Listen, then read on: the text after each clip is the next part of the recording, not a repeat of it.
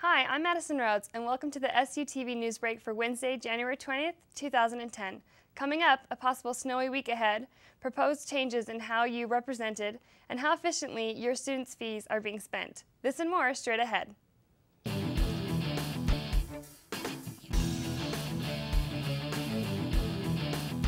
SUTV broadcast the premiere episode of its all-new news magazine, The Bird's Eye View. Yesterday's broadcast included a lively discussion about the latest potential changes to student government. Just in case you missed it, we've got some of the highlights where SUUSA members both agreed and disagreed with the proposed changes to their branch. It'd probably be easier just to go by what Cody's proposing now, and that just get a group of students, independent students at large, and bring them in whenever there's a conflict. It would take little changes to the Constitution to work, and it would please a lot of the students that are unhappy with the elimination of the judicial branch. I'm more in favor of having the University Disciplinary Committee doing it because I served on that committee and they're very reliable in a pinch.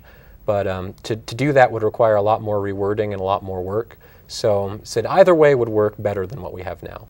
The most substantial change would be that the funding processes proposed in the new Constitution would allow for a vetting system through a funding committee. So in other words, the Senate in the end would have the authority only to approve or deny a bill's passage in whole, meaning that if the Senate objected to it, it would have to go back to the funding committee with their objections. So you take two important elements out of a senator's portfolio, so to speak, by these changes. One, the need to investigate to the level that we investigate now, and secondly, really the ability to write the funding bills in the first place. Another interesting topic that came up from the discussion was just how valuable or dispendable the judicial positions really are. Basically, we sit around and do very little compared to, say, the Senate or the Assembly, and especially stab in the executive branch.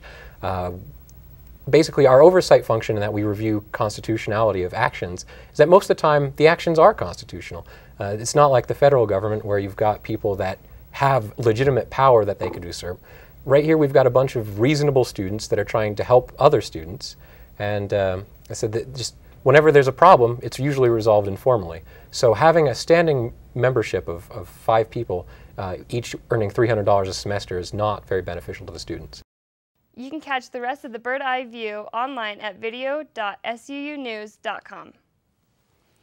There was a bit of new snow outside this morning. As the video from earlier today shows, it wasn't much, but it did make for some slippery walks around campus.